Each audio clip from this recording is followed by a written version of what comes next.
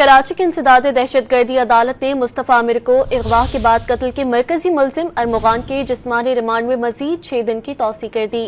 शरीक मुलजिम शेराज को जुडिशल रिमांड पर जेल भेज दिया गया। सरकारी वकील ने बताया कि मुलजिम इंतहाई शातिर और चालाक है। दौरान तफ्तीश मुलजिम अरमुगान ने कई इंकशाफात किए। कराची की इंसदाद दहशतगर्दी अदालत ने मुस्तफ़ा आमिर को अगवा के बाद कत्ल के मरकजी मुलजिम अरमुगान के जिस्मानी रिमांड में मजीद 6 दिन की तौसी कर दी। शरीक मुलजिम शेराज को जुडिशल रिमांड पर जेल भेज दिया गया। सरकारी वकील ने बताया कि मुलजिम इंतहाई शातिर और चालाक है। दौरान तफ्तीश मुलजिम अरमुगान ने कई इंकशाफात किए। कराची की इंसदाद दहशतगर्दी अदालत ने मुस्तफ़ा आमिर को अगवा के बाद कत्ल के मरकजी मुलजिम अरमुगान के जिस्मानी रिमांड में मजीद 6 दिन की तौसी कर दी। शरीक मुलजिम शेराज को जुडिशल रिमांड पर जेल भेज दिया गया। सरकारी वकील ने बताया कि मुलजिम इंतहाई शातिर और चालाक है। दौरान तफ्तीश मुलजिम अरमुगान ने कई इंकशाफात किए।